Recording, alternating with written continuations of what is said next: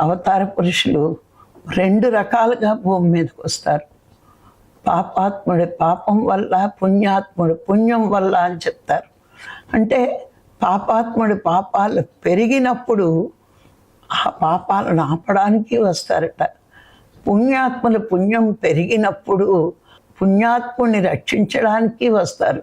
అందుకే గీతలో దుష్ట శిక్షణ శిష్ట రక్షణ అని చెప్పడం జరిగింది. అంటే ఎందుకు భూమి మీద మహాత్ములు వస్తారు అంటే పాపాత్ముల్ని శిక్షించడానికి, పుణ్యాత్ముల్ని రక్షించడానికి.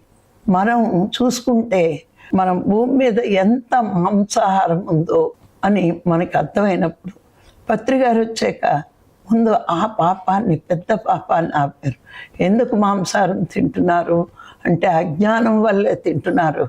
అవి కూడా మనలాంటి జీవులే భూమి మీదకి ఎదగడానికి వచ్చేయని తెలియక, మనం కూడా ఆ జన్మలన్నీ తీసుకుని వచ్చాము అని తెలియక మనం అవన్నీ తిన్నాము. వాటిని రక్షించాలి కాబట్టి మాంసాహారాన్ని మాపమన్నాడు.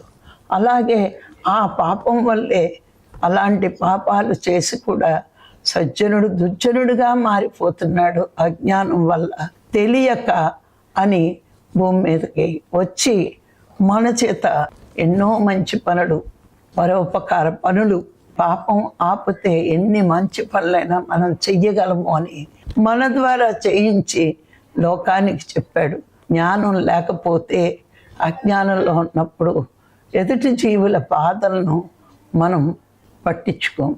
కానీ ఆ ఎదుటి జీవుల బాధలు మనం పట్టించుకుంటున్నాము అంటే, మనము ఎదుటి జీవుల్ని బాధ పెడుతున్నాము అంటే మనం బాధ పడడానికి రెడీ అవ్వాలి. అందుకే చెప్తారు, నీ కింద వాళ్ళని నువ్వు రక్షించకపోతే నీ వైపు వాడి దగ్గర రక్షణ లేదు.